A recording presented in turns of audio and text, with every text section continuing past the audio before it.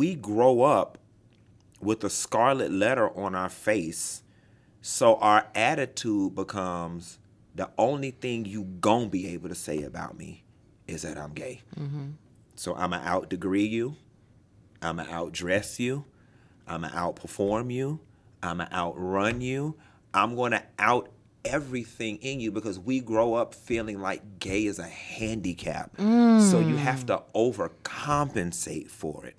And then after a while, once you start reaching all these other milestones and shit, you'd be like, bitch, I can't believe I allowed you, who is down here doing nothing, period, to make me feel a way about myself. You know what I'm saying? When I'm up here doing all of these things. And it's weird, because I ask myself, would I have accomplished, or would some of us have accomplished all of these things without the oppression that we experience? And I can't answer that. I don't know. But I will say this. Funky Dineva does not work without me being gay. Hey guys, welcome back to the Smitty and D Show. Of course, I am Tony D. And in the studio, guys, this is somebody who I'm actually a fan of. Wow. I'm a little shocked that we've been able to get this together, mainly because he's always given the real deal Holyfield. And most of the time when he says something, I'm like, yeah, damn, I agree completely. You may have seen him on every reality show known to God. Real Housewives of Atlanta, Love and Hip Hop, Married to Medicine, you name it. He's on every show. Not to mention, he's all over social media. You love him. You know him. Welcome to the studio, guys. Funky Dineva! Hey, friend! Hey, new friend! Hey, new friend. I'm just saying, we about to be for real friends. We'll be friends a lot. Guys, y'all don't know, we've had a whole 30, 45 minute situation before we got ready. And we just in here vibing, drinking our little champagne. Our little champagne. And I'm like, Real I like champagne. you. I do too. Right, you my yes, friend. Leo. I love me some Leos, baby. New friend. I'm just saying, Aquarius and Leo, you can't stop it, baby. And can't. it's funny. I must say before we get started, I have always I caught wind of you. I've seen your stuff before because you have such high quality content, but I really started paying attention to you when you did the Mickey Howard interview, and when you reached out to me about doing an interview. I was like, little old me. I was like, of course. I was like, I don't know what we're going to talk about, but I would love to do your show. I love you. Thank It's you. just, there's certain people that you meet or you see and you go, that's not my person. And there's certain people you're like, no, that's my person. And I saw you and I said, we're going to be friends. Well, thank you. We're going to be friends. Thank you. Not to mention, when Mickey came last time, we had a whole get together. She asked for him specifically. And I'm mad she didn't call me. I was afraid that he wasn't going to show up. I was like, he's not going. I would have He's not coming. ran here from Sandy Springs singing Love Under New Management as I came through the door. We had a whole birthday party for Ann Nesby, and I was like, so Karen And Greer. she's another that loves me as well. Yep. Karen White was supposed to be here. Who else? It was a bunch of people. Girl, don't you ever leave me. I will never, honey. I will never. Yeah. But Melissa Morgan was supposed to be here. Glenn Jones. Oh my God. People were down in the parking lot was trying to find a way. I Anyway, would have been in heaven. we making that happen. We're going to make it happen. We're gonna make it happen. We'll do a kickback, and yeah. Enough said. Okay, so you got your start being outspoken. I did. Being truthful. Where'd that come from? Like, do you believe that it was nature, or do you think it was nurture? combination of both. Environment. I'm from Miami, Florida. The inner city of Miami, and that's one of those places where, either you eat or you get swallowed by the other kids around in terms of speaking up for yourself. My mother was very outspoken. Like, I attribute a lot of my comedy and my willingness to say what a lot of people won't say. I attribute a lot of that to my mother. It always baffles me when people introduce people like myself or people like Nene Leakes, and they lead with, somebody who's outspoken who will tell it like it is. I just did that.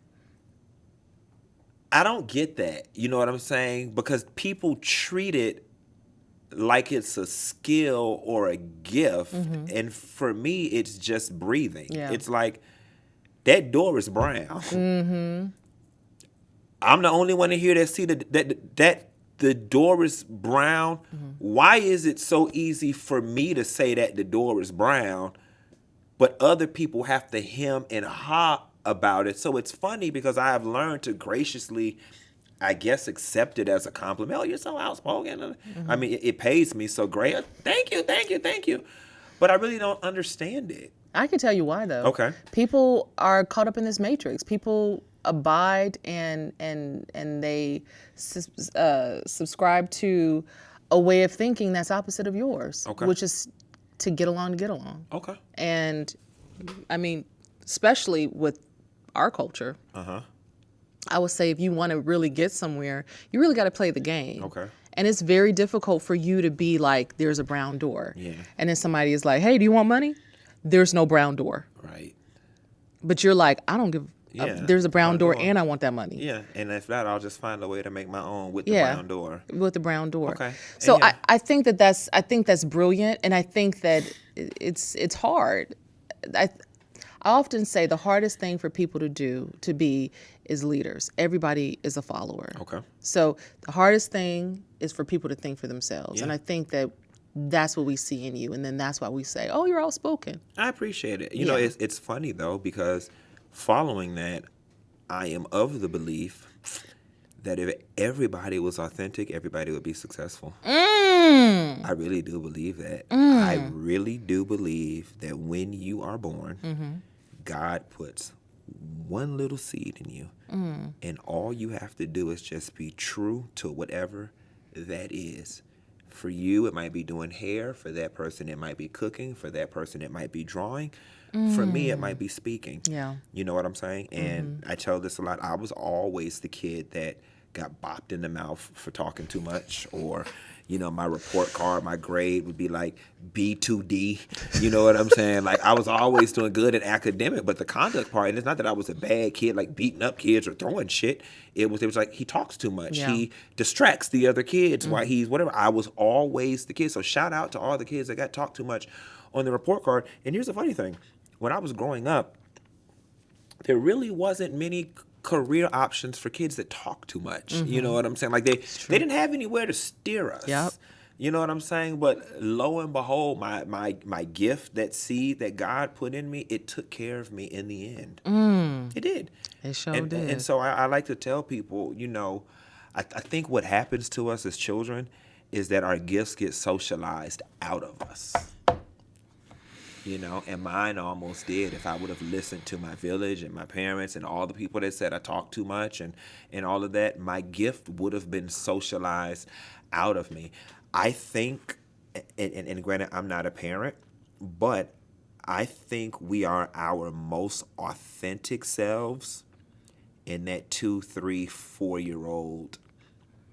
Before the world tells us we should not be Yeah. who we're not. Yeah, I Yeah. think before we come into consciousness, Yep. is when we are our most authentic selves. Yep. And so as a non-parent with advice for parents, you know, I would look at what my kid does in Yep. that 3, 4, 5-year-old area, and I would really hone in on that, because that's what I would have wanted somebody to do for me, instead of making me feel like I was faulty all my life for telling me I talk too much because you didn't know what to do with it. You know, back in the day, people who talk too much would have been griots.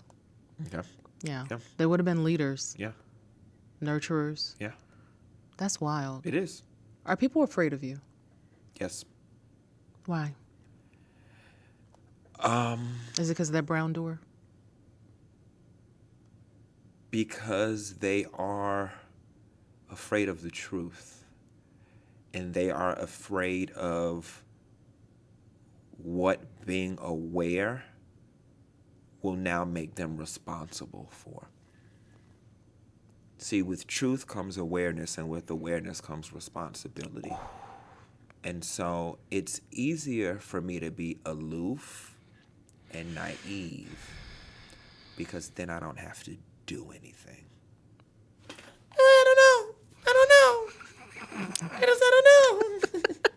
I don't know. That was about to make me cry. You know what I'm saying? Oh my God. But then when you know, and it's a heavy burden sometimes being the carrier of truth. Mm-hmm. You know, and then we can split hairs and get into the whose truth and who made you the all exalted leader of the truth. But we know the general truth. Yeah.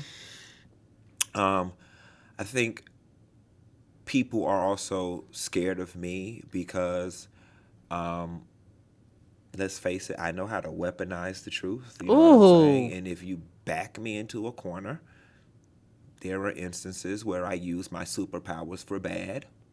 I'll admit that. Mm-hmm. You know what I'm saying? It's a coping mechanism. Growing up in the inner city, you learn how to back a motherfucker up off you. You know what I'm saying? Which, unfortunately, I recently had to do in Me versus Tiffany from America's Next Top Model. You know, she came crazy out the side of her mouth, and she took it to hell, and I took it to levels that I didn't even know existed below hell. The devil made a new friend where I took it to. You know what I'm saying?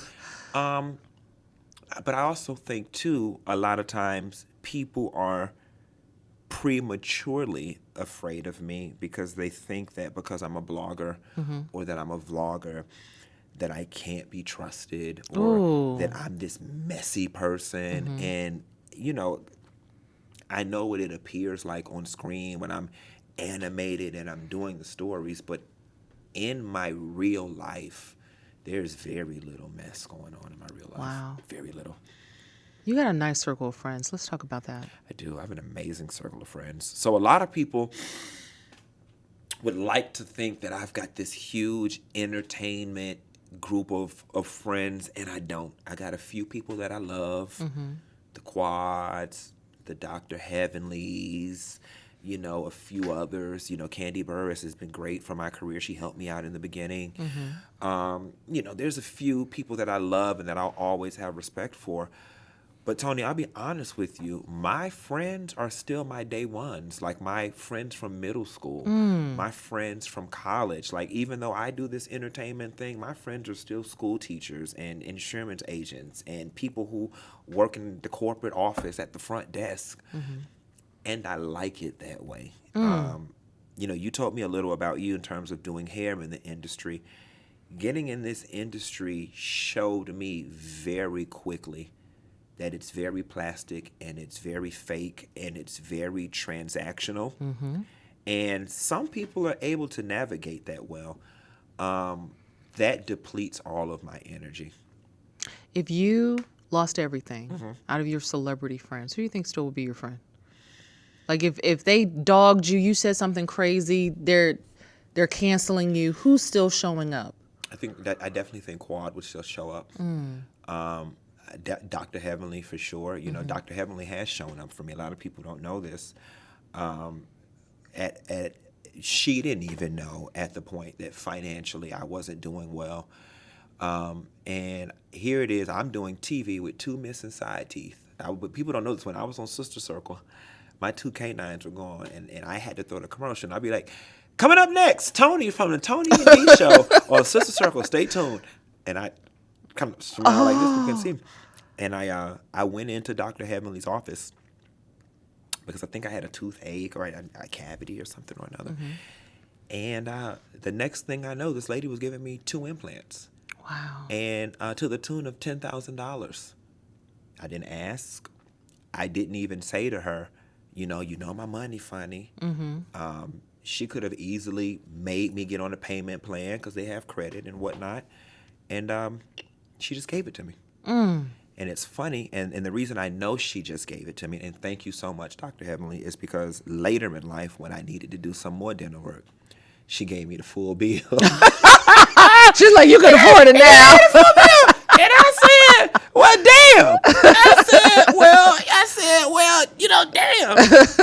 And, she said to me, you didn't have it then.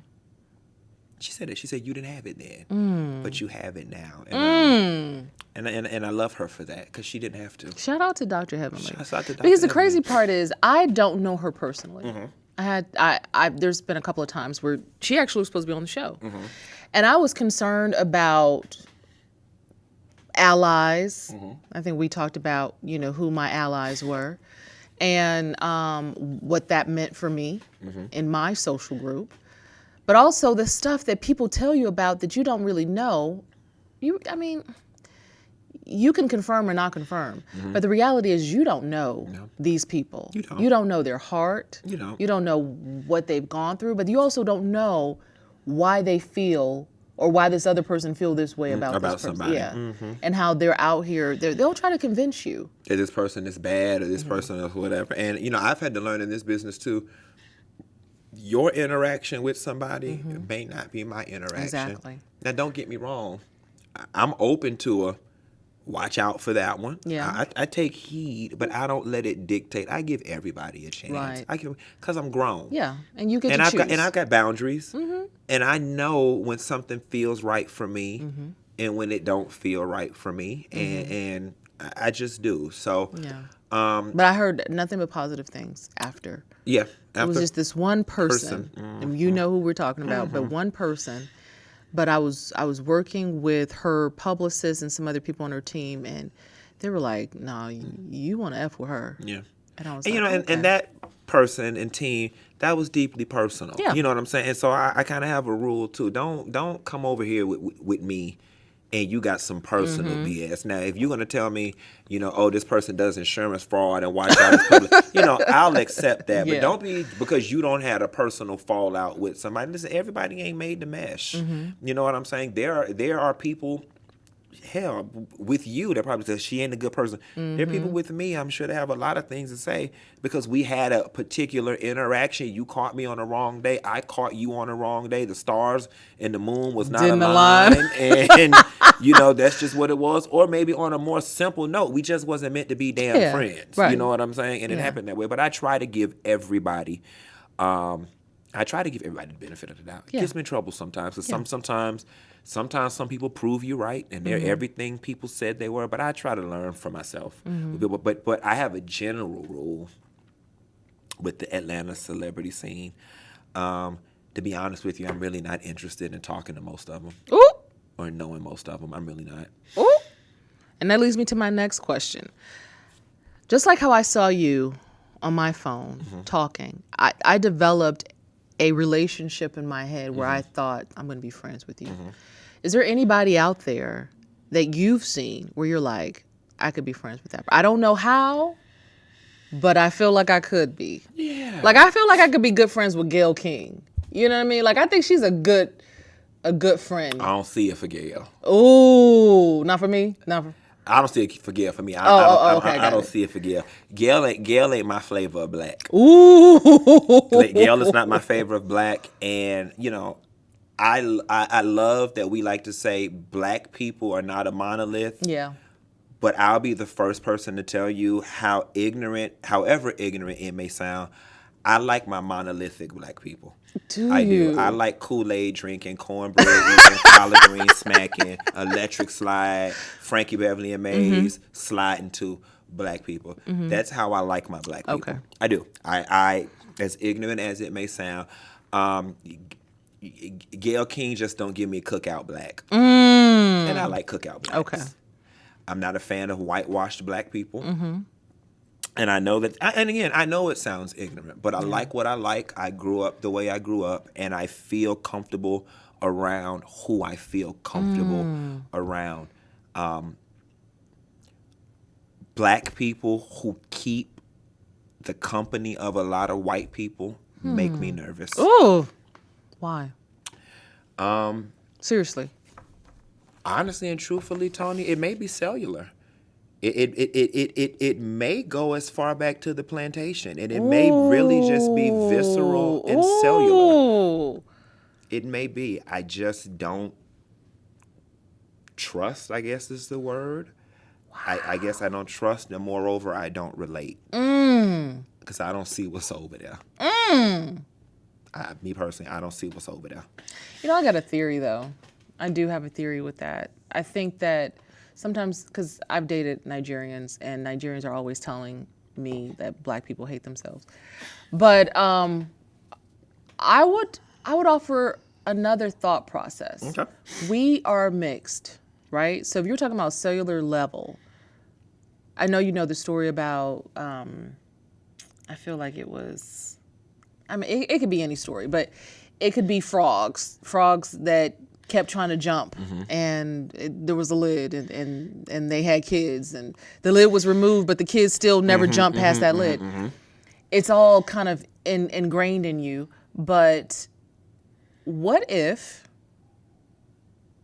the reason why we're having such internal turmoil is because we have two cells that, I'm not going to say hate each other, but had issues with one another, and now they're in one body, meaning you've got the slave owner and you've got the slave in one body, and we're like, gotta make it, gotta figure it out. Very much possible. Very much possible. But I've got one life, and I ain't got time to figure it out. There you go. So I just got to do what's... You got to go to that slave side. I just got to do what's most comfortable for me. You know what I'm saying? Yeah. The reason why I like Gail, though, is I love how she's able to explain things to Oprah. I think that is the funniest thing. Like, Oprah is so out of touch that Gail has to explain some of the most basic things. And you want to know what's funny? I don't believe that either. I think it's an act. Oh. I think it's an act. Oh. I think it's an act. Now, I think it's an act. Out of touch with who Cardi B is, sure. Out of touch with the latest slang, sure. Girl, you from rural Tennessee. My people from Mississippi. It don't get any more down home, and it just it don't get no, you went to TSU, it don't get no more black. It don't get no more black than your background. You can run from it. You can, I just don't think she's as out of touch. Okay. I don't think she's as out of touch as she lets on. But I also think part of that, too, is the trauma response to poverty. You know what I'm saying? Nobody wants to be poor. So when I get an opportunity to do like this, why wouldn't I want to do like this? Yeah, I don't know about that. Especially if you carry trauma around. And let's face it, nobody wants to be poor. And nobody damn sure wants to be poor and black. That's nobody. That's the worst thing you can be. That's a double whammy. And then you don't want to be poor and black and from either Alabama, Louisiana, Tennessee, or Mississippi, or Georgia, or the Carolinas. That's just a whole nother. Nobody wants to be that. Yeah. So when you get an opportunity to, I eat off Versace plates. Why wouldn't you take the opportunity? But that heifer ain't just for that, I think you're gonna meet Oprah, and I think I'm sure that heifer ain't that out of touch. She ain't that out of touch. I mean, she hang out with Tyler Perry. You know what I'm saying? She used to hang out with Luther. You know what I'm saying? She hung out with Maya Angelou. Girl, you ain't that out of touch, girl. You ain't that. Stop it, Miss Oprah. You ain't that out of touch. What would happen if you do meet her? And then that leads me to my next question. Have you ever gotten in trouble for the things that you've said and people walked up to you like, I ain't like what you said about whoop-de-whoop? So what do you do with that? No one's ever walked up to me. Okay. But I have been X'd out of spaces or not invited or opportunities for, I've gotten calls. I'll give you a very real example. VH1 one time did a show, the Sorority Sisters show they did one time. And this was shortly after I had started doing some of the love and hip hop stuff over there with them. And I didn't really know the politics of the game. And so, the show was bad. And I read that show, The Riot Act. I did. You know what I'm saying? And I had even Mona Scott Young even said to me one time, because it was her show as well, she was slightly disappointed. And she was, explaining to me that, it's kind of hard to convince people to work with you, and you're bad mouthing a show that's on the network. You know what I'm saying? And I didn't know the rules at that time. I thought you guys loved me because I told the truth. So I thought that even though I told you that I thought me saying that the show was bad, that you guys would use that to make it better, not, necessarily use it against me. Yeah. So that's an example. Another example, very recently, I was getting ready Quad was coming down to Miami for Yandy's grand opening for her restaurant. And I have a second place in Miami, and me and Quad were already talking about, oh, when we get down to Miami, we gonna go to Yandy thing, and we gonna go support, and yada, yada, yada, yada. And Quad, I text Quad, I'm like, you in town? She was like, yeah. She was like, listen, Yandy would like for you and her to have a conversation before y'all hang out. And then she wrote, I hope you understand. And I said, most definitely. This was coming off the heels of the Tamar and the Mendices thing. And I said, I wrote her back and I said, I understand. And then I wrote back, I said, to be honest, we don't even have to have a conversation because it's not like me and her were ever friends to start with. So it's cool. Like, it's no beef. Yeah. I don't have an issue with her, but obviously that was her husband or boyfriend or whatever it was. And it was all in the blogs. So it manifests itself that way. You know what I'm saying? I don't get invited into spaces, or I get disinvited into spaces. Or we'll be at Essence Festival, and I'll be on the phone with XYZ celebrity, and we supposed to meet up. And then they'll call me back and be like, Q, I hate to do this, but I'm at the table with so-and-so, and so I don't think it's cool that you come. Let's get together later. You know what I'm saying? It happens, but you know what, Tony? I've come to accept it because, like Wendy Williams said, and she's a huge mentor of mine in many ways, you can't talk about the people and be friends and be of the people. You have to pick a side. Yeah. You have to pick a side. And I learned that very early on. And I'm going to tell you who taught me. Mimi Faust. Hey, Mimi. Mimi Faust taught me. And I'm going to tell beautiful. you why. This is when Love and Hip Hop first started. I was living in the 12 Atlantic Station. I will never forget this. This is when I would watch the shows, and then I would run to do the reviews. My reviews would be up like 30 minutes afterwards. And I had already met Mimi and all of them. So I kind of had a rule. In order to look fair, I have to talk about everybody, even if I like you. This one particular scene, Mimi had an apartment, and she didn't have no furniture in the apartment. And so, as opposed to being like, Mimi's so stupid over Stevie, Jocelyn should, instead of like really giving the commentary, I said, let me talk about something inanimate.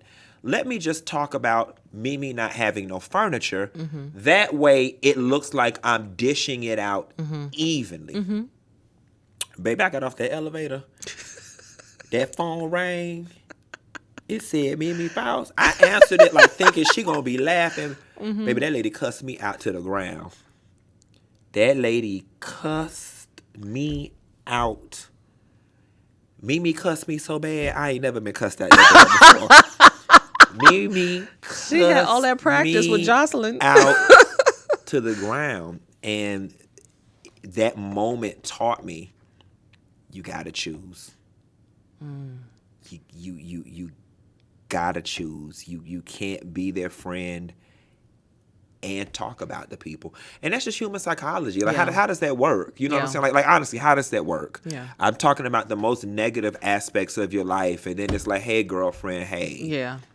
I get it. So, when I deal now with my friends that are on shows, I just be like this, full transparency. That's my friend. I'm not talking about that. Ooh. It's just how I have to do it, because then it becomes, if I skirt around it, it becomes your bias. Yeah. You know what I'm saying? So I'd rather just say, Tony's my friend. I saw what y'all saw on the scene. If you know me well enough, you probably know what I'm thinking, but that's my friend, and I'm going to move on. Right. And that's how you keep it together. And that's how I keep it together. And I'm no longer accepting any new celebrity friends. I know that's right. I'm just not. You know what I'm saying? Like, if we're at a party and we happen to click, that's fine. But as far as like going out of my way to be friends with celebrity people, I'm not really interested. Do you think that they want to be friends with you because you have such a pulse, you have your hand on the pulse of what's going on? I think some do. I think what I've learned the hard way is that in the beginning, the friendships were always let me befriend him to make sure he don't say nothing bad about me. You know, you're young and you're naive. Think about it. I started this when I was 27 years old. I'm coming from the corporate background. Like, where I come from, being on TV was fucking unheard of. I heard of that. So, baby, I'm just happy to be in the spaces. Baby, I'm in the spaces. I want to be friends with everybody. You know what I'm saying? And so they befriend me and text me. And I'm overjoyed in the beginning because I'm just a regular old person. And I'm like, oh, so-and-so was texting me. Baby, I'm big shit. I'm moving up in the world. You know what I'm saying? And then this business will make you realize that, you know, are very transactional. Relationships are very transactional in this business. Very, very transactional. I don't know if I've had one of those situations, but I do feel like there are people that I interview and I'm like, I'm connected. Like Mickey Howard. I feel so strongly about Mickey. And when people say crazy things, and they have, I'm like, I don't know what you're talking about. Or I'll say, well, I didn't experience that. That's not my experience. Yeah. And that's happened to a few celebrities. But I'm just like, Mickey is so important to our culture. You need to give her a pass. And not just her, but there's so many people that are important to our culture. You do not know what these people had to endure. So people do that to me the most with Dr. Heavenly. Really? They're like, oh, I don't know how you friends with her. I don't know how you friends with Heavenly. And I just look at them, and I'm like, well, what y'all see on TV and what we have in real life is completely different. And what I've had to learn to do, though, even with people's personal opinions about me, I've had to learn to give people grace because I realized that they form opinions based on what limited information that they have. And the limited information that they have is the snippets that they get on television. It's cycled through producers. Yeah. It's for you to watch the show. They form opinions. And literally, I got so tired of trying to explain, y'all don't know what y'all talking about. Y'all don't know what y'all talking about. Y'all didn't see what happened before that. Y'all didn't see the conversation that happened 2 days before that. I've got so tired of fighting that fight publicly because grown people, they know what they know. And they know what they saw, and that's all that matters. It don't matter that I have the backstory. Yep. It don't matter that I have the facts. They seen what they seen on the TV, and the same with me. When people see me go off, they don't never know what led me to that. They just see what I don't like him. Fine. You know what I'm saying? But there's always a backstory, and then there's always a real life component to what y'all are seeing on TV that oftentimes y'all don't know about. You know what? I'm going to move on from this topic because I do feel like I'm going to talk about something else, but a little bit later. But I'm going to go back to reality TV and all that other stuff. But first off, let's talk about something that I don't want to say I believe this, but I kind of do because I've been in this industry for a really long time, whether it's hair, entertainment, news. It's probably going to get me canceled, but I don't care. Do you think being gay is a superpower? I do. Why? Because being openly gay, I think it's a superpower. Number one, because especially if you're black, because all the chips are stacked against you. All of them are. And when you're able to like overcome that, like honestly and truthfully, I'm not going to lie to you. There ain't no room I can't walk in and I'ma feel any type of way. There is nothing that I feel like I can't do because I've already felt as low as I could possibly feel, and by my own people. You know what I'm saying? So when you come out of that, I have a confidence level that's on a level that most people don't even know exists. Because I had to in order to survive. I had a fraternity brother say to me one time, it's just an observation he made. He's straight. He said, Q, I just noticed people from your community tend to be very successful. Why is that? And he was talking about gay men in particular. And I said, because we grow up with a scarlet letter on our face, so our attitude becomes, the only thing you gonna be able to say about me is that I'm gay. So I'ma out-degree you, I'ma outdress you, I'ma outperform you, I'ma outrun you, I'm gonna out everything in you, because we grow up feeling like gay is a handicap. So you have to overcompensate for it. And then after a while, once you start reaching all these other milestones and shit, you'd be like, bitch, I can't believe I allowed you, who is down here doing nothing, Period. to make me feel a way about myself. You know what I'm saying? When I'm up here doing all of these things. And it's weird, because I ask myself, would I have accomplished, or would some of us have accomplished all of these things without the oppression that we experience? And I can't answer that. I don't know. But I will say this. Funky Dineva does not work without me being gay. It simply doesn't work. You know what I'm saying? And if I was a closeted man, it doesn't work. Yeah. And so the level of financial independence that I have, career success that I have, freedom and comfort, are all tentacles of me being gay. Yeah.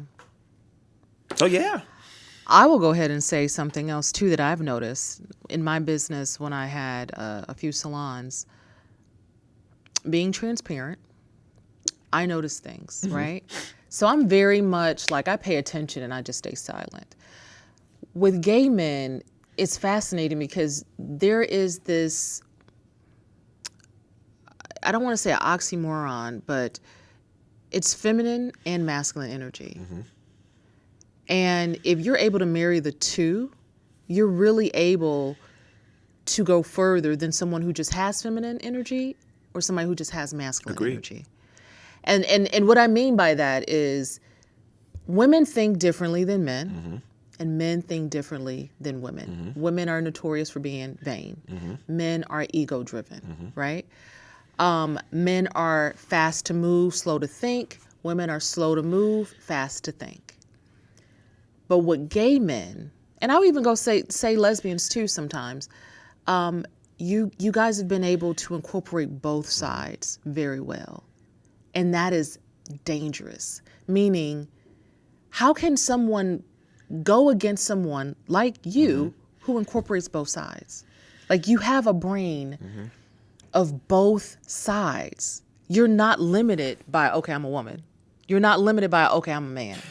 Yeah, and it's funny about that, and a lot of people may laugh or try to dissect what I'm about to say, but yeah, it's the duality of it all, because I've had to live as a straight man before, right? You know what I'm saying? Like, I've had, to the best of my ability, you know what I'm saying? I've had to, so I know what it's like to do that.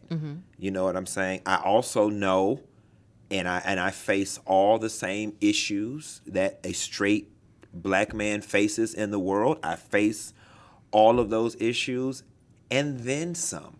You know what I'm saying? I also think that it's a superpower being able to get comfortable with the other sex. You know what I'm saying? And I think some of that feminine energy, I don't know that it always has to do with the fact that we encompass it as much as it does that we spend so much time around it. You know what I'm saying? And celebrating it. You know what I'm saying? And it makes us more sensitive. Like, I take exception so many times with especially homophobic black men sometimes that take issue with gay boys, because I'm just like, you really don't understand how instrumental many of us are to your girl's sanity,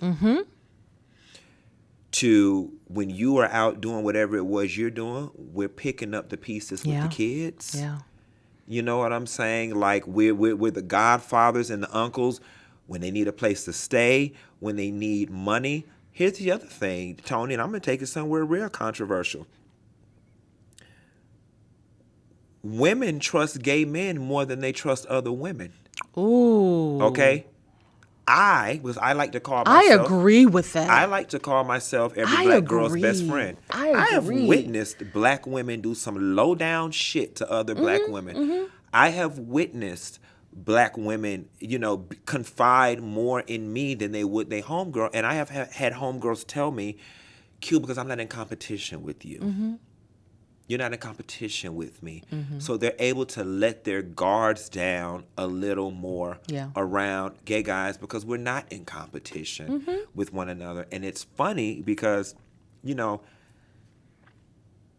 I've just witnessed women be very unsisterly to one another. Absolutely. I've witnessed it. Absolutely. I've witnessed the things that women have confided. That's your best friend.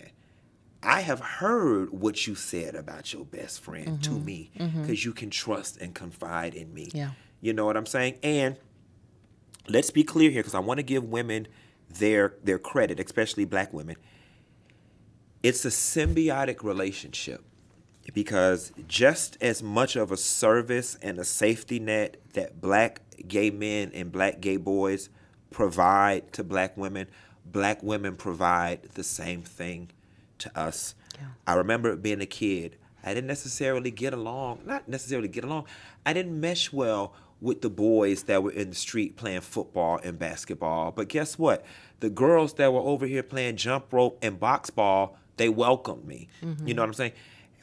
At the time, we didn't know it was gay, and that's what it was. But they just knew Quentin play over here with the girls, and he don't play over there with the boys. You know what I'm saying? And then, then we get a little older, and we start to realize gay, straight, all these other things. Labels, yeah. But it's still, and then at that point, the boys became, and I don't want that faggot around me. I don't want that. That's all right. The girl said, come on over here. Come on over here and hang out with us. You know what I'm saying? And whereas as adults, oftentimes in every society, I ain't gonna lie to you, in every society, heterosexual men is always the goddamn problem. They just are. We find safety. Can you say that again? In every society, heterosexual men are the damn problem. They are. War. They are. They Murder. are. Like, the gay boys aren't the ones going around creating broken families. The gay boys are not the ones going around.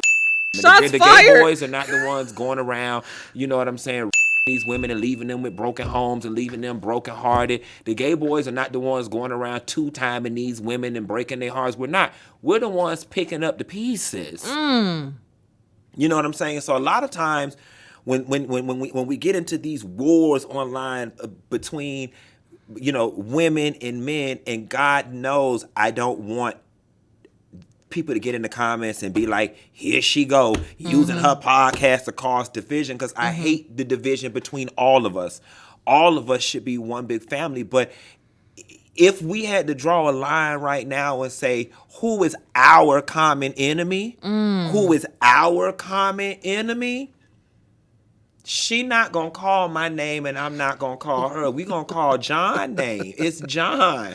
John gay bashing me and John raping them and creating broken families. And that's an oversimplification. And I know that some people are going to take this as an attack on straight men. And God knows I'm not trying to attack my brothers, but if you want to know where all of my trauma comes from in this community, most of it comes from heterosexual men, black men. Wow. That's where most of it comes Wow. from. Y'all were the ones that told me I wasn't a man. Y'all were the ones that told me I can't hang around. Y'all were the ones that beat me up. Y'all are the ones that still consider me 1/4 of a man, even in 2026, even though I can provide for your girl far better than you ever could. I'm more educated than you. I outpace you in every quantifiable measure, but still I'm less of a man. But I'm the one when you left your girl and you went to jail, and not saying this is every black man. I'm not trying to paint every bit of broad stroke. I'm just giving scenarios that I've been in. I'm where she had to come stay with your newborn. My gay ass with no kids with discretionary income is the one that had to give her the $1,100 to make rent. Not your homeboy. that you ran the streets with. You know what I'm saying? So that's that. Let the church say amen. Let the church That's say that. amen. You know, and with that being said, I want to bring it back to something positive. We just all need healing. Yeah. You know what I'm saying? We I just do all want need healing. I do want to point out though that with all the interviews that I've done, what I genuinely believe is that we both, men and women, are suffering from the same issue, from the same person or thing. But it's just two separate sides of a coin. It's the same coin, but it's just the same. It's a different side. And I think too, with black people, to your point, I think sometimes we're fighting for space. I think that, and I'm not a woman, just as an observer, I think that that's part of the disconnect between the heterosexual female community and the trans community. I think it's a space issue. And I think that that's why you don't see the war as heavily in the white community. Because the white women are like, child, we're not fighting for space with the trans white girls. I also think the same thing. There's nothing that grinds my gears worse than when I hear a straight black man say something to the effect of, the only reason why I didn't get that far is because I won't put on a dress or I won't put on a wig. And then they demonize people like me and they get mad and they think that, oh, I'm only successful because I had put on a wig, and that they would be successful but they didn't sell out. And it's like, no, maybe you're just not good. Like, maybe you're just not good. Maybe that's what it is. And then you want to use me as a scapegoat. But I'm going to tell you what I think the other main underlining problem is with the disconnect between gay men and straight black men. Get ready for it because I'm coming in hot. Okay, I'm ready. I think the main issue is they envy, comma, are jealous of, comma, cannot figure out, comma, how we can live so freely. I think there are so many, and this is why I'm sympathizing with my brothers, there are so many societal rules placed on black men. Be very honest with you. I would never want to be straight. Dead square in this camera, I would never want to be a straight black man. It's too many rules. You can't eat a banana. You can't eat a popsicle. You can't wear pink. You can't like Beyonce. You can't ride with more than 2 homeboys in the car. You can't eat at this restaurant. You can't wear your pants like this. You can't talk like this. You can't cry out loud. You can't do this. And let me tell you something. At the end of the day, whether you have a vagina or a penis, we are all human and we all have the same basic psychological and emotional needs. And when you tell a human being, regardless of gender, that they can't do X, Y, Z, and it is a basic need and a basic function of life, of course they become this hard, built up, pent up thing. And then here they come seeing our ass come walk into the room just living life. That has to bother somebody who wants to be free. And free doesn't mean sexuality. Free just means, nigga, I might want to wear a pink jacket and say, all the single ladies, without you demonizing me. And I think that that's a large part of the disconnect. Is that they envy the freedom. And how dare you? How dare you? Because society has told black men, we got to be this one thing. Who are you to walk in and just defy it all? And then on top of that, what really grinds their gears in the black community, because we've been taught that gay is the worst. So, bitch, you supposed to be beneath me. Oof. And now you done walked in here, you dress better than me, you got more going on than me. Now I'm really mad because now I have to deal with the lie that I've been told, that gay is beneath me and you don't showed up above me. There's a lot of parallels between homophobia and racism. As much as black people don't want to admit it, there are a lot of parallels. I see it all the time when I walk in spaces with heterosexuals. They're like, how dare you? How dare you walk in here and operate in your full authenticity? Oh, and don't let the women love you. Oh, bitch, it's a wrap. Oh, it's a wrap, baby. Don't let it be a crowd of them standing there by the bathroom, bitch. I'd be better off peeing on myself than going to the damn bathroom because they're gonna make it hell for me. Have you noticed that in TV, movies, they're softening black men? I hear a lot from straight black men saying there's no real roles that they're seeing because either a black man's going to be a nerd, he's going to be gay, he's going to be soft, he's going to be fill in the blank. And my response to that is that it's the biggest lie and it's the biggest bunch of bullshit, okay? Because what it is that your eyes are fixating on something that you're not used to seeing. And that is why it sticks out to you. Tony, your cable got 236 channels. If we go through every channel, starting from 1 to 236, overwhelmingly, majority of the images that you see of the black male, what you need to be mad about is why they keep portraying y'all as thugs and drug dealers, okay? Because that's what the overwhelming majority of the images are going to be. Sprinkled in there, you're going to see Jussie Smollett kissing a boy on Empire. Sprinkled in there, you're going to see the nerd boy. But you can't take the exception and make it seem like that's all it is. No, you have an unconscious bias, and when you see it, thunder shoots up your ass. But it's not the truth. It's not the truth. Let's just turn to the TV right now. More examples than not are going to be traditional straight men shooting basketball, being thugs. Law and Order is on every goddamn channel. Law and Order. Law and Order is on every channel. The odds of the perpetrator being black and gay are slim versus him being a black thug. Yeah. You know what I'm saying? And on the flip side of things, again, I honestly think that BMF, Snowfall, Power, and all of those things, along with the music, is doing far more detriment to the black male populace than Jussie Smollett and a boy kissing on TV. So what's the real issue here? You know what I'm saying? No. Now, if statistically, the statistics were saying overwhelmingly there are more gay characters on TV than there are straight characters, then they'd have an argument. But here's my closing point on this, Tony. Everybody deserves representation. I'm going to tell you a story, Tony, a really quick one before we go on to the next thing. I am 42 years old. Do you know the very first time I ever saw myself on television was the first episode of Pose when it came out? I don't know if you ever watched it. I Pose. love Pose, yeah. The very first episode when Damon gets put out of his house, and at the very end of that episode, he's dancing in New York to Whitney Houston's I Want to Dance with Somebody.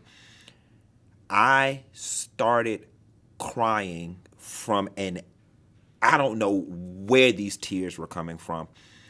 And it's because I was in my late 30s, and it was the first time I was ever able to turn on the TV and see myself. Before then, Tony, do you know what I was forced to do? Because I never identified with the jock. Mm-hmm. I never identified with the drug dealer character. I was always forced to identify with the Steve Urkel character, right? And that's not who I am, but it was the closest bucket that I fit into. And when Pose came on, in that first episode, in my late 30s, as a grown-ass man, it was the first time I'd ever seen myself represented on TV. And that is when I truly realized everybody deserves representation. From the hoodest of the hoodest to the highest of the high. That's why I fuck with Sexy Red. Sexy Red is my girl. And I don't condone what she do. I don't live like that. But who is me? Who is me to say that that girl, because she does exist all over the U.S., doesn't deserve to see herself on TV and doesn't deserve to see herself successful? Who is me? I never looked at it from that point. Who was me? Yeah. That girl exists. Why does she not deserve representation? Now, don't get me wrong. I don't want my TV flooded with sexy reds. I don't. You know, I don't want my daughter being sexy red. I don't want nobody around me being no sexy red, but she's a human being. And so am I. Thank you for that. Because I have my own opinions about that. I'm very cautious about putting images out here that are not proper representations. Listen, I am too. I'm with all the bougie shit. You know what I'm saying? I had all the thoughts. You know what I'm saying? I had, trust me. Trust me. But I never thought about everybody needs representation. I was like, listen, y'all. The way African Americans or African Black people learn is through sight, through sound. Not a lot of times through reading. Yeah. If you see it, you're going to be more of it. Yeah. And I believe that too. But there's also, without the sexy reds, the message is, oh, you just from the projects, you can't never be nothing. That's just, you can't never be nothing. And while I don't necessarily agree with the methods per se, I mean, she deserves to see herself just as much as I did. And the reason I say that is because the amount of emotions that came over me when I finally saw myself, it made me realize how important it is for people to see themselves on television. I can see that. Thank you for that. Thank you for that. I really appreciate that. Get it out. We'll cut that. We'll cut that. I know. We'll cut that. Okay. Do you think you became popular because Wendy Williams' show got canceled? No, I was popular before then. Hey! I'm 14 years in, baby. Okay. I was popular before then. But did you notice an uptick? No. Nothing. No. Because she and I fabulously coexisted in the same space. Wendy's gonna be Wendy. Wendy is Wendy. Is there anybody right now that is doing it other than you? No. I get a lot of flack when I say this. I think there's one person that's capable, that's already kind of there. I think Charlemagne could do it. But a lot of people will argue that Charlemagne serves too many gods. Ooh. He serves too many gods in order to do it. You know what I'm saying? I definitely think Charlemagne the God could step in and be that unfiltered, unadulterated. But, unfortunately, you can't have a contract with everybody. And you can't have a contract with everybody. You can't want to be everybody's friend. You can't want to go to all the parties. And not saying that that's what he wants. I don't know him personally. But I do think Charlemagne is I think he could do it. Okay. I most definitely think, well, I am doing it. You know what I'm saying? And the beautiful thing is I'm actually able to do it at a more truer level than Wendy was able to, because I don't have the guidelines of the FCC. Yeah. You know what I'm saying? Like, I can really dig. The beautiful thing about Wendy's talent was that she was smart enough to be able to dress it up nice enough for daytime television. You know what I'm saying? But yeah. Okay. Yeah. I got one more question till I get to my random questions. What do you like in your man? You're dating. You're looking for the perfect. Looking for that perfect guy. And I already know you're with someone, but I'm saying, if you weren't, what would turn your head? Knowing you, knowing your life story, knowing who you really are, what turns your head? Maturity. Ooh.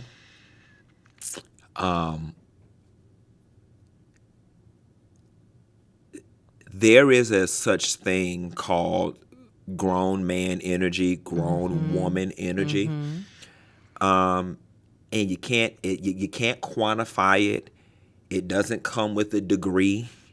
It doesn't come with a dollar figure. It doesn't come with a zip code. It's just an energy. I met my boyfriend at the Page in New Orleans. I'll tell you this story. We were at the Essence Festival. Me and Al Reynolds. And people were stopping us. We had been working all day, taking pictures. And I said, Al, like, I need to get out of here. We've been working all day. I'm tired of being stopped because I have a rule, which is you don't be rude to people. If they want to take a picture, you fucking stop and you take it. Yeah. And if I don't want to take pictures, I'll remove myself from the environment. So I said, Al, I can't do no more of this at the Superdome. Let's go to the gay club bar so we could decompress. And he was a grown-ass man standing up against the wall, just and from one grown man to another. I love grown-ass, mature-ass men. I think that's the first thing that just draws me. Within that umbrella, you get your security, your stability, you're even-keeled, you know what I'm saying? All of that, like, that is what I love. Of course, physical attraction is always, that's a no-brainer. You have to like what you're looking at or whatever. But I like a grown-ass man that got his shit together because that's where I'm same. at. I would like to say same on that. That's same. where I'm at. I'm not a young man no more. I'm not a man trying to find my way anymore. Like, that ain't me. I know who I am. I know what I'm about. I know what I got. I know where I'm going. I know where I'm trying to go. I know how I like my shit, and I need my partner to be the same way. So that grown man energy is babe, you got that grown man energy. We can talk. We can talk. We can, all that other shit is secondary, especially the looks. Now, don't get me wrong. I don't want to date Quasimodo, and my boyfriend fine as fuck. I don't want to date Quasimodo, but you got a little dad bod. You know what I'm saying? It's cool. Like, Listen, those dad bods. They say that's y'all really. They say that's kind of like the most, like the best man you can get. They say so. I love me a good dad bod. There's like a statistic that was like the men's with the dad bods are like the ones that like got it going. Listen, let me tell you. Here's a hack. Those men, they got those bad bods, like they be in the gym every day. They in the gym every day. Who doing that? Right.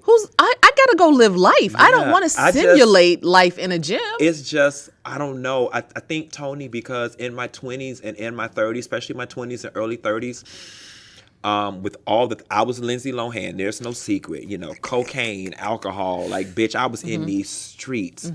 That part of my life was so hectic. Yeah. That now, baby, I'm all about a quiet evening. Yeah, like let's go eat. Like, let's go to Ruth Chris. Let's go to Restoration Hall and pick out something. Let's do that. You know what I'm saying? Like, you know what? We need a new rug for the upstairs bathroom. You're like, let's go eat, and then we're gonna go get a rug. That part. And then we're gonna come back home. And do you want to know what's funny? People think because I'm in this entertainment stuff, I'm of it. Do you know me and my boyfriend's favorite thing to do? Put our feet on each other. Put our feet. Like, if that's our thing. If he's on the sofa first and I get on the sofa second, within 3 seconds, his feet are on top of me somehow or another, or vice versa. And I have the big oversized blanket. And somehow or another, we just speak to each other telepathically through our feet. But I just know I'm loved when he put his feet on me. Don't it sound crazy? That sounds crazy, but I understand. Yeah. And we just put our feet on each other and watch Netflix and But you know order why, food. though? I'm thinking about it. Feet is controversial because it's like, it's on the ground, right? It's kind of taboo, right? And people are like, don't put your feet on me. And maybe that I trust you enough and I'm vulnerable enough to let you put your fucking feet on me. Exactly. Are they clean? Okay, I trust you know what I'm saying? It's like, and that's, I can promise you, my boyfriend was sitting on that sofa right now. The first thing he gonna do before he even speak to me is put his feet on me. And I love it. I love it. And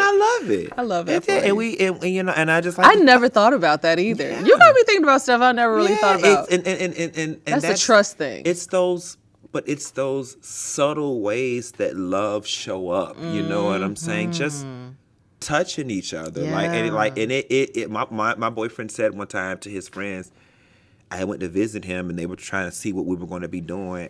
And he said, Q will be fine on the sofa just touching me. And he said it so matter-of-factly, but it's the truth. Like, I just touching you is just enough for me. Yeah. I love that. Yeah. And I need to find somebody I can Just touch. put your feet on. Put your feet on you. I promise they clean. And they cute.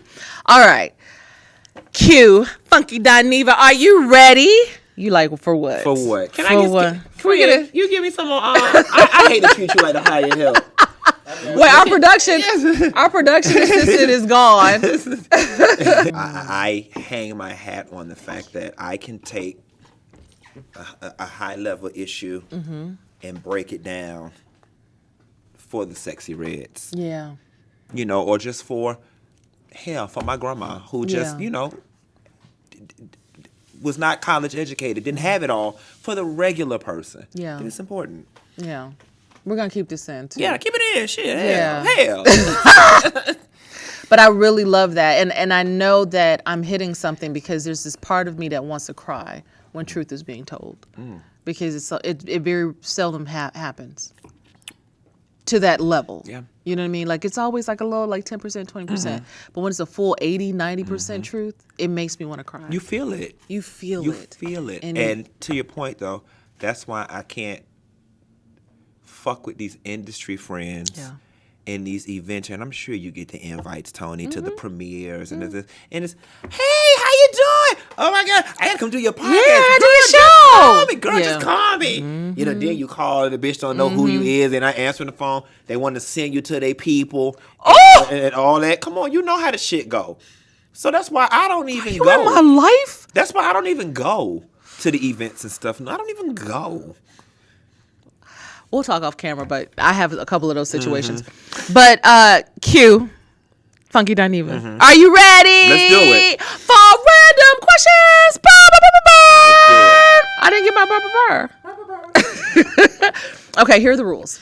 Okay, random questions. So the point is, you're going to get in, get out. Answer the question. If you have a funny story, tell it. If not, keep it moving.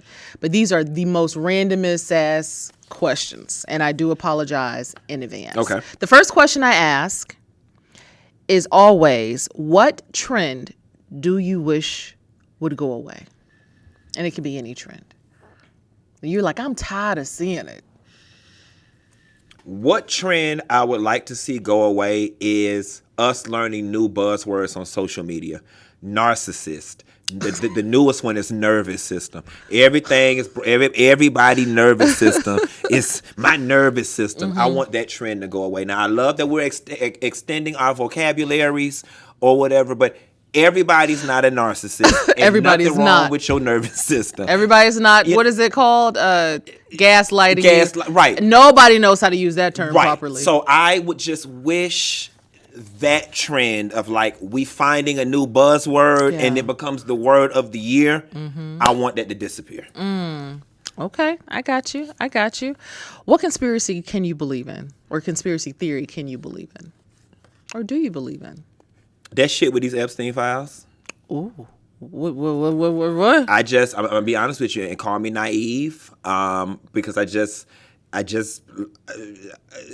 you know, sometimes you can't believe what you haven't seen, right? And I don't know nothing about no grown people hunching little kids. I don't. I've been blessed for the most part, at least to my knowledge. We don't have no molestation and stuff going on in my family. To my knowledge, I don't ain't nobody said nothing to me. I don't know. I've also never been in the company of any group of grown black men that was like, I want some 12-year-old coochie. I have Thank God. I have never. So to see this going on and to see the pictures and stuff, I said on my show the other day, I was like, I think part of the reason that America is not outraged is because a lot of us cannot wrap our head around the fact that this is real. I know for me, I'm not as outraged as I feel I should be. I'm not as outraged as I would be if it was a family member of mine, because I just don't feel, even though I know it's real, and pardon me, because I know it sounds ignorant. Even though I know it's real, it doesn't compute to me as real. And I think that is why a lot of people aren't outraged, because it's like, In what world are 50-year-old men messing around with 11-year-old girls and 12-year-old girls? Color me naive, but I don't know that world. I'm going to tell you something. I was fortunate to be around very and still very wealthy people. Very wealthy people play a completely different game than you and I. Okay. Completely.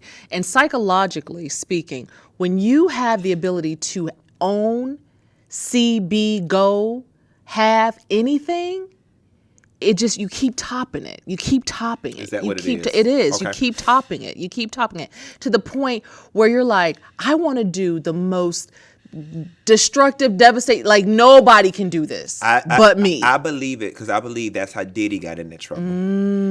I believe that's how Diddy, because regular sex, you got bored. Yeah. If you think about it, if you just had sex, you could walk out and get any girl you want. Right. That's not fun Anymore. So following Yeah. that psychology, I Yeah. can see it. Now I want a man, but now I want a man to drop to his knees. Right. Now I want him to lose. I want him to not want it. I want to be Yes. the king. Yes. I want to, right. Yeah. Yeah. Yeah. I'm here for that. Okay. All right. Got it. What's the funniest prank someone's ever played on you? Or funniest thing that anyone's done? On the other top of my head, I can't think of that. Nothing? I don't know. No one's played a prank on you? Not really. I cuss too good. Oh! My friends be like, you ain't gonna have that. That is funny. Do you think reality TV is going to die? No, because it's too cheap to produce. So just from a business, from an economic standpoint, it will never die. It will evolve. I think the root of your question probably is leaning more towards, do I think the 5 black woman ensemble cast, Housewives, Love and Hip Hop, Married to Medicine, WAGs, do I think that formula will die? Absolutely. It's currently dying. Why do you think that? Because we've done it. We're almost 20 years in. And all of it's become one and the same. Married to Medicine, Real Housewives, I don't care which franchise it is, from Utah to Timbuktu to Married to Medicine to Basketball Wives, it's all the same show. It's all the same formula? It is all the same show, and it's all deviated from what it set out to be, which was showing us regular ass people what rich people live like. Now, I do think that it can get another wind if you get back to letting it detail the lives of extremely wealthy people. Like, think about the first season of Real Housewives of Atlanta when Kim went and wrote that check for that Escalade. Bitch, we had never seen no shit like that before, bitch. Because, bitch, my mom and daddy was in there in the finance office for 2 hours, okay, on an Accord, okay? They were in there coming out. We had to leave and go to lunch. We had to come back. You know what I'm saying? You know what I'm saying? And so I think, what I also think, the answer to that is no more multi-season cast. No more multi-season cast, because what happens is then they learn the camera. Then they all try to become Bethany Frankel and launch a product. And then it becomes about the group drama, and it's no longer a docu-follow. See, I think now people are craving information. We want to learn. Yes. We want to learn. Yeah. See, teach me how to get rich. We want to wealthy. learn. When you, and no shade to any of the shows, but the Housewives and stuff, it's no longer about the wealth and lifestyles of the rich and famous. It's now just become about 5 bitches arguing. All the time. All the time. All the time. That's why I think, though, the things like My 600-Pound Life, I think shows like that are winning. I think the 90-Day Fiancé shows are winning because we are learning about different factions of people that we did not know exist. I think people are ready to learn. We're tired of feeling poor. Okay? we're tired of feeling poor. We ain't got I don't have no red bottoms for every night of the week. Okay? I don't have a Hervé Leger dress to wear every night. We're tired of feeling poor. You know what I'm saying? And then we later find out that y'all bitches poor too. So can you say, listen, let me tell you This is a very well kept secret here in Atlanta. Mm-hmm. All these people that are on TV, they just got a famous face.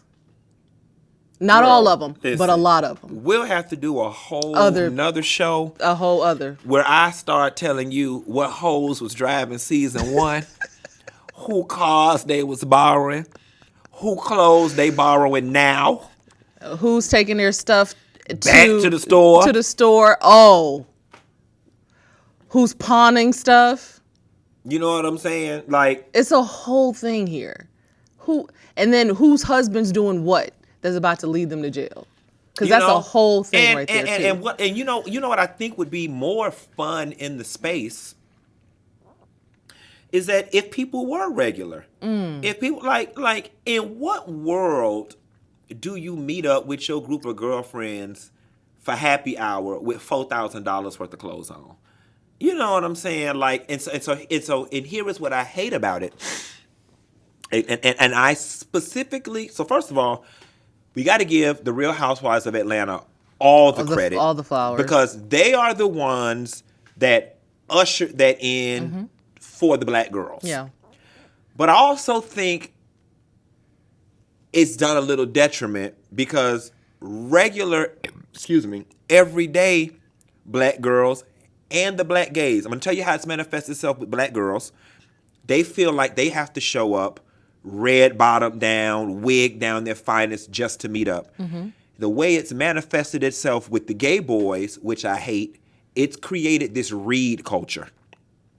That if 4 of us are already at the table and now you come walking up, now everybody is doing this and reading you. And I don't like that. Because when I first moved to Atlanta, it wasn't like that. It wasn't like this. It wasn't like that. It was like, it was togetherness. We were just happy to be out. Here, yes. You know what I'm saying? Leaving work with our little business casual. You know, you got some Learners, New York, or Express, or wherever. You know what I'm saying? That Express was what I could afford. Listen. Express with a shoe from Aldo. Yeah. Okay. New York That's what it was. You know what I'm saying? Yeah. But now it's like it's created that in conjunction with social media has created this narrative now that we all have to have on $4,000 worth of clothes when we walk out the house, and it's just not sustainable. It's not sustainable for them, and it's damn sure not sustainable for us. Yeah, I learned that from Cynthia Bailey. Very quickly. She's like, I ain't about to put that on. She will put a new designer on real quick.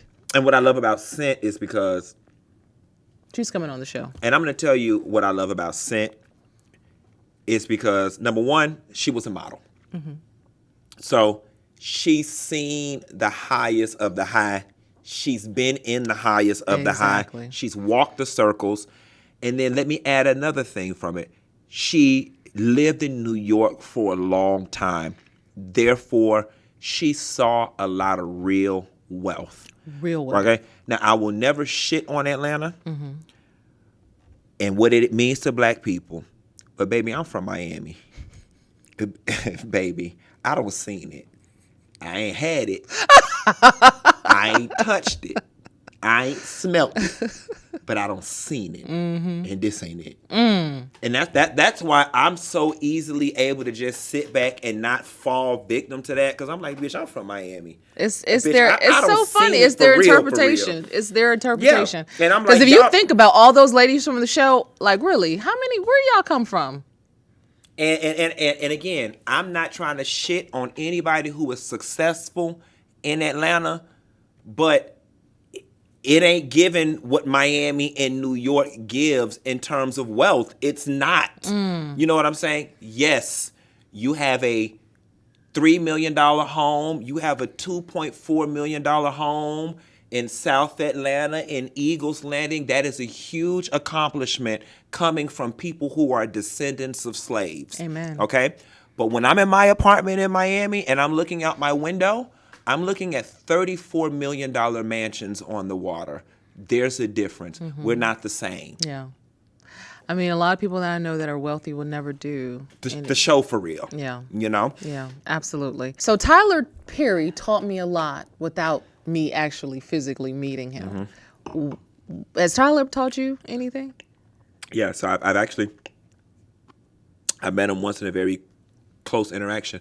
But what Tyler Perry has taught me is that you don't need everybody to be your audience. Find your people and speak to your people, and you too will be a billionaire. You gotta think about it. As much scrutiny as Tyler Perry gets for some of his productions and stuff, he don't talk to everybody. Tyler knows who his audience is. Mm-hmm. And we can mark them as the church people, however you want to label those people. Mm-hmm. He knows who his people are, and he speaks to them. And I've adopted that. I know who the Funky Bunch is. I know who they are. I don't care about nobody else. And Tony, I am blessed because, and this is advice I give anybody building or whatever. What you want is a cult following. Amen. What you want is a cult following. Amen. I do not take the Funky Bunch for granted. Wherever I go, they showing up. Mm-hmm. Whatever I'm selling, they buying. Mm-hmm. Whatever trip we putting together, they're going. Mm-hmm. The Funky Bunch is everything to me. Would I like to have 2.3 million viewers? Absolutely. Mm-hmm. But I'm content with the 10,000 that tune in live every night. I'm content with them. And then the 100K that I get on the replay, I'm good with them. Because just focusing on them has afforded me a life and a lifestyle that nothing that I went to college was going to do for me. So, catch that T. And I always tell people this. It ain't no major in college called rich. It's not. There's not one thing in that book called rich. Right. And if we're being honest, most jobs that you get with a college degree, most jobs, average people, I'm not talking about you became a CEO of Amazon, mm-hmm. $250 max. Yeah. With you become a specialized doctor. Right. You may get up there in the 3s and the 4s and the 5s or whatever, but doing this has afforded me to surpass all them things you go to college and check a box for. I love it. Just talking to my little people. And that's what I learned with Tyler Perry. Tyler Perry said, I don't care what y'all keep scrutinizing my films and saying the wig's bad and all this. My people over there like it. I'm making stuff for my people. Now, you can come join the party or not, but I'm talking to my people. And that's what I learned from Tyler Perry. Oh. What have I've learned a lot. Yeah. But we're not going to go into that. Ricky Smiley. You got a Ricky Smiley story? Because I love Ricky, but... So lately, a lot of people have been coming on my show in the comments, and they've been like, Funky Dineva, Ricky Smiley talking about you on the morning show. Ricky, I'm not up that early in the morning. I don't wake up about 12, 1 o'clock. So one day, one girl got on, and she said, it's on the it's on their YouTube. Look at this timestamp. There it is. I went, looked at it. Ricky was bigging me up about a little piece of content that I did. He actually got in my Facebook comments, Facebook inbox one day and was like, man, I really love your content. Mm-hmm. I woke up last week. I had a missed call from Gary with the T. We love Gary. Call Gary back. Gary say, Funky, Ricky just love you. Hold on. Let me get you on the 3-way. Get on the 3-way. Now, mind you, I've met Ricky Smiley several times at the gathering spot, but maybe he didn't know who I was or whatever. Ricky, whatever. Maybe he didn't. Whatever. So Ricky gets on the phone and he's just so excited. And he's like, man, I don't know where you come from. He's like, I've just started seeing your content. He was like, you are so funny. And this man really poured into me. He said, you need to be on somebody's stage. He said, comedy needs you. He was like, you got the chops. He said, Q, you could be traveling each weekend making 20, 30,000. He said, you could be rich. Yeah. He was like, you need to be on somebody's stage. And he wasn't blowing smoke up my ass. He was adamant about it. And when you have somebody pour into you like that, and I had always been nervous about that type of thing. I'm going to tell you somebody else. I just recently hosted Spinderella's Comedy Jam in Dallas, and Flex Alexander was the headliner, and he did the same thing. Shouts out to Flex. He was like, man, you're good. Yeah. Like, you need to do it. But to hear somebody like Ricky Smiley say. I mean, he was using all nigga. He does that all the time. He was like, nigga, you need to be on somebody's Right. stage. It was like, how do I not take that to heart? How do Yeah. I not be like, if he said it, I gotta do it. I got a Ricky Smiley story. Of course, he came on the show. Okay. And he chose this show to release information. It was about the twins. And I remember I get the call from, I think, his people. And I'm like, of course, I love Ricky. Now, I've already worked with Ricky several times in the past. And of course, he forgets. But long story short, he did that thing to me, too, where he's like, your show's really good. Like, I don't know if you realize this, but people aren't doing it like this. And I was just like, oh, okay. He was like, no. I'm coming on your show. I could go to any other show. I could do it on my own. Shit. That's what he said. But I'm coming on your show because I believe in your product. I believe in you and I like what you do. When I tell you, that was such a okay. And then the conversations that we would have afterwards. I was talking to this man probably a couple of times a week. You know what I mean? Like he was pouring into me like I was pouring into you. And it's so very rare that you see someone who's like, let me go help this person out because I don't want this person to stop. Yeah. And he had that conversation. He was like, whatever you do, just don't stop what you're doing. I love him for it and I appreciate it for him. And so much. And I'm going to tell you why too. Because, excuse me, I'm a big fan of Tom Joyner Morning Show. Ricky took that slot. Yeah. And honestly and truthfully, I do see myself coming behind him in radio. I do radio as well. When I was in Miami, shouts out to Big Lip and Shelby Hot 105. I used to do the Friday show there on radio. I love radio. A lot of people don't know this. I like radio more than I do film and TV. There is just something about the non-pressure of the physical. Yeah. Touching the callers. Radio, Yeah. you get to touch the people. I like that.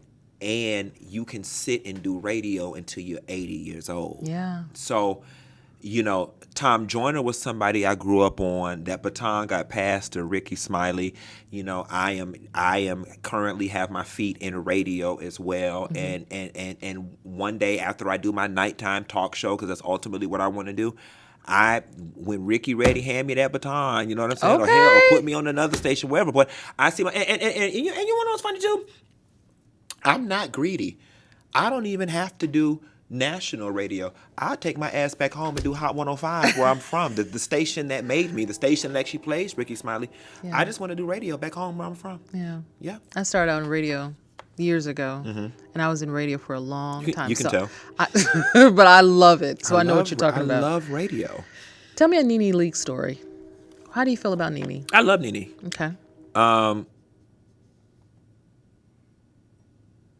The last time I seen Nene was at the St. Regis. We were leaving the St. Regis, and I was waiting in valet for my car.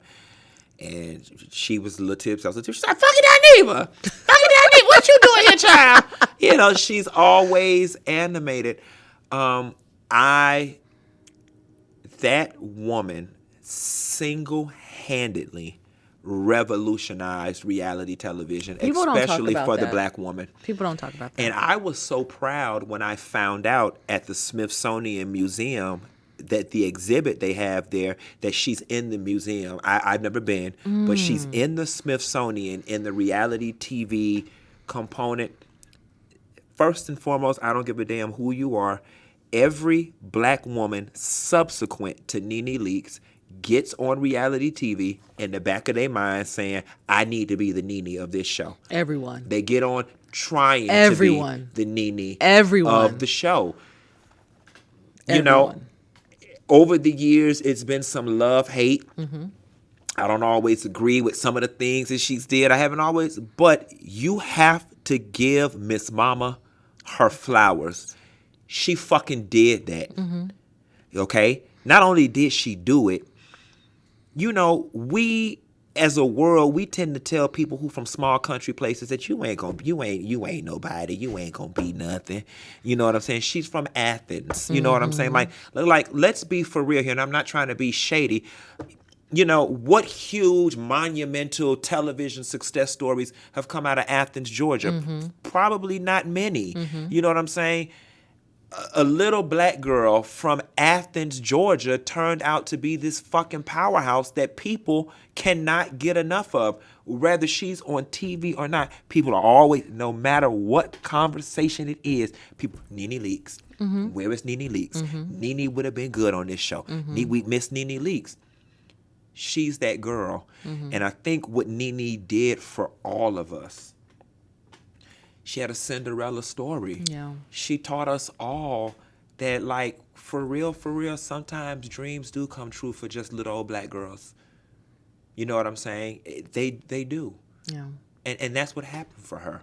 I'll tell you one thing, that platform, that franchise is amazing. One time I was hanging out with Derek J. We were in Tampa, Florida, and we're just walking around shopping in one of the outlets.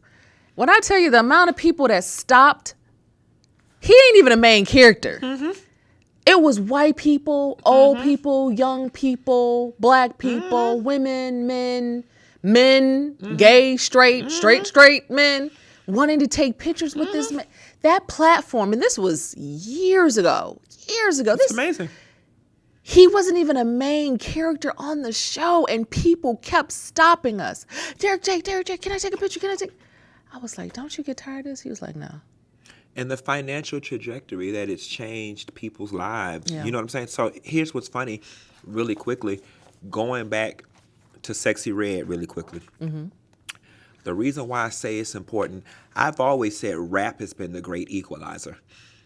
And I believe that because in this world and in the high sedity world, we are of the belief that you go to high school, you go to college, you get a good job, right, and you live happily ever after. That was not going to happen for Sexy Red. It wasn't. You know what I'm saying? That was not going to happen for the Migos. Those were not your college-ready students. They just weren't. And the world that we lived in post or prior to 15 years ago said, little black girl like you, the most you'll ever amount to is doing hair. Oh.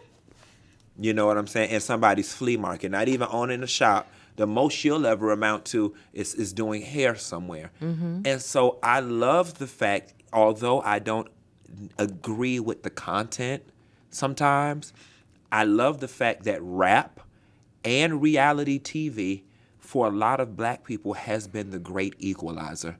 And it has put them at a wealth level that ordinarily they would not have had access to. Thank you for that. And that's why, again, it is important. You know what I'm saying? Sexy Red might not be for me and you.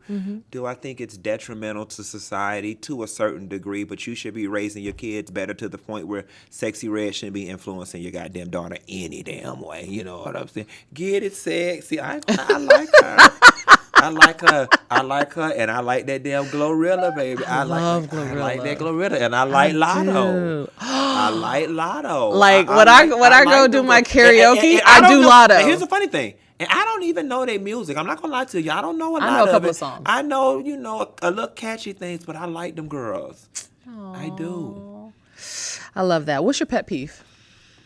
Indecisiveness. Ooh, I can't stand no indecisive bitch. Ooh. Get your indecisive ass the fuck from around me. Whew. I cannot stand no indecisive bitch, and particularly in a man. You a woman, I'll tolerate it. I don't think it's a trait of a man whatsoever. I will end a friendship with a man who is indecisive. I don't like it. Oh wow. Bitch, when I ask you what we going to eat, bitch, we going round robin 2 times the most. I can't. I don't know what I want to. You want to eat Chili's? Well, I don't want that. Well, bitch, you know what you don't want. What do you want? I can't stand indecisiveness. Ooh, child. That indecisiveness and folks that just can't be on time. You are going. Like, girl, like, goddamn. Like, if you knew all damn day we was. I thought we were gonna be friends. Oh, you be late and indecisive. You knew all I got a whole day. Libra rising. You know all day we Libras was are notorious for being indecisive. You knew all day we was meeting at Olive Garden at 6 o'clock. 6 o'clock. Now, Olive Garden, I'll be there on time. Okay. Yeah. And here's the other thing, because I think it's rude. And You don't get to text me at 5:50 saying I'm running late because you knew you were going to be late an hour before then. Okay, so here's a question. So what the fuck you should have said before I got dressed, you should have told me so we could move the time back. Yeah. I can accommodate. I'll be there in 30 minutes. Don't do that because I'm not going to be there when you get there. I don't do that. But what about those events where they start at 7, right? But all the people that are somebody, they show up at 8:30. So, are you one of those people? no, I'm Or not. do you show up at 7? I'm no. So, I don't show up at 7, but I don't show up at 8:30 either. Okay. I show up at 7:45 because I know what this shit is giving. Right. I understand the PR hustle, which is no shade. Let's get the regular peon people here who we gave free tickets to. Let's get them in first to make it look full. Yep. Okay? Now, I might not be on Mariah Carey level, so I'm not showing up at 8:30, but I have earned the right To come up show at up at 7:45. Okay? I'm not A-list. I'm at 7:45, girl. I'm just saying, I am not at 7 o'clock. Okay, now, am I going to get booted off the carpet because Tony Braxton came? Probably. Probably. Okay? But I at least get escorted to the carpet. You know what I'm Who saying? is the latest friend you got so far? Quad. I knew that. Quad. I knew that. Quad. Yeah. Be mad all you want, bitch. Everybody that my liquor don't kick in now. Everybody that know Quad hate her for her timeliness or lack thereof. Oh my God. Quad. Protege does her hair. Walter, do you know Walter? I don't know Walter. Oh, Walter that do the wig. Yeah. Light skin fine Walter. I know Walter. Yeah. That's my boo thing. Quad. She gonna eat me up for this. Quad. Quad is so late. She is. She I've been is on set. so and we've been late. waiting for her. Love her to death, Yeah. but you just already know. So here's what we do. You know, when we go out with Quad, like if it's 5 or 6 of us else going, then it doesn't matter because it's 4 of us already there. She just get in whenever she whenever. the fuck Or she you show just up. tell those people a You know? different time. But Quad's the latest friend I have. But You stuck in there. not even that. Speaking of real friends, we do most of our hanging out at each other's house. Okay, so you don't have to worry So about then it. it's not never an issue. You know what I'm saying? And one thing I will say about my late friend Quad, she give you the shirt off her back. Whenever you at her house, she gonna cook. You gonna eat good, and if ever you in a bind, she is the friend that will help you out. I love that. I love that. Best advice you got? Or just memorable advice you've received? That I have to give or that somebody's giving me. Either or. Best advice that I have, guys, is be authentic at any cost. At all cost. Be authentic at all cost. And what do I mean? If it's going to make your mama mad, if it's going to make your religious following mad, if it's going to make your community, you got one time. You only got one life. You only get to do this one time. You only get to do it one time. So I don't care about you being mad. You'll get over it. Or better yet, if you was busy doing what the hell you were authentically put on this earth to be doing, you wouldn't be so affected by me authentically doing what it is I'm supposed to be doing. Live authentically regardless of what other people may think. And this is coming from the boy who was told he talked too much. When I started doing this, my daddy didn't understand. He looked at me crazy. Still wanted me to go get an office job. Just didn't understand it. Another piece of advice too. Your parents don't know everything. They love you and they mean well, but they can only coach you from the best of their knowledge and their ability. My mama's from Bainbridge, Georgia. My daddy's from Grenada, Mississippi. Them two couldn't tell me nothing about being in no entertainment business. Okay, my daddy, when I graduated college, because he was a correction officer, he took me down to the county for me. Can you imagine my little gay ass being a correction officer? He took me down to the county And God rest his soul, he was doing the best he could with what he had. He thought he was passing something on to me. And I remember being so offended, being like, I didn't go to college to be a correction officer. Like I could have just did that straight out of high school. Yeah.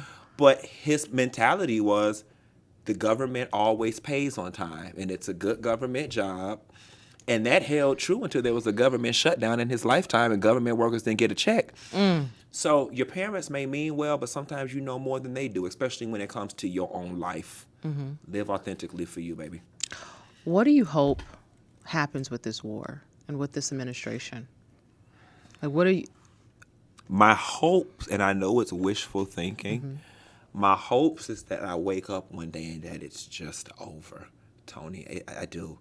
I know that that's not going to happen. So at this point, it's about reconciling what chips that we have left. My current hope is outside of the deaths and the lives that we've lost on both sides. My current hope is that nothing happens to us in America. What do you want the people across the seas to know about us? That's not how we feel. Like we and I think they have a good feeling that I think they understand that we are not that man. I think they understand that, like, that is not us, y'all. Like, send them bombs to 555 Pennsylvania Avenue or whatever the hell that address is. That is not us. We as American people, we are very sympathetic to life. Like, we, first of all, if I'm keeping it very real, we as Americans, overall, we too damn stupid to even know what's going on geopolitically, and that's the God honest truth. We don't even know what the fuck going on. We really don't. And it's not us. We don't like the fact that y'all are being bombed. We don't even know where Iran at. We don't. We don't. We don't. All accurate. We don't. We don't. So please. You know, we don't. And that we sympathize with y'all. We didn't want this to happen. You know what I'm saying? We understand to the best of our limited abilities that it's about oil and gas and all these other things that are high level that we understand, but we don't want it either. And we understand that y'all leaders are fucking y'all and our leaders are fucking us. We're all pawns Yeah. in this game Yeah. that rich people play. Crazy. This is my last question to you, my dear friend. Before I end this question, though, I do want to say this has probably been one of my happier interviews. Like, Okay. I've very much enjoyed talking to you. And I you. look forward Likewise. to Our talking budding to you. friendship. I'm just saying, like, I can see it. Soon as I get my shit together and get on time and stop being indecisive. But I'm probably not as indecisive as other people because I had to run businesses. So I just tell you come to the house. there you go. That way and just it show ain't up. right. That way, I mean, we barbecuing. It's starting at 2. Whenever you show up, it ain't gonna be a big deal because That I'll be part. distracted. That part. What do you want your fans, your viewers, your listeners to know about you, but also what would they be surprised about you? So, what would I want them to know about me? That they don't already know. Right, because they know know everything. I guess I think the biggest thing that I want to reiterate for them is that I'm a lover, I'm a brother, I'm a friend.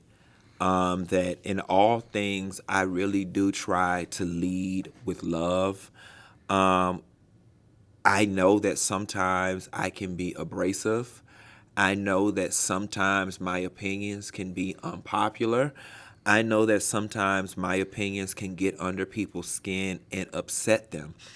But even if you cannot agree with my opinions, connect with my boldness to have them. That's where me and you can connect.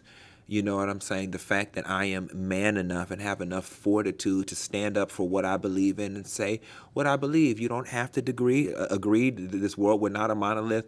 But deep down inside, I really am a sweet, compassionate person that wants everybody to be successful. I want everybody to have love.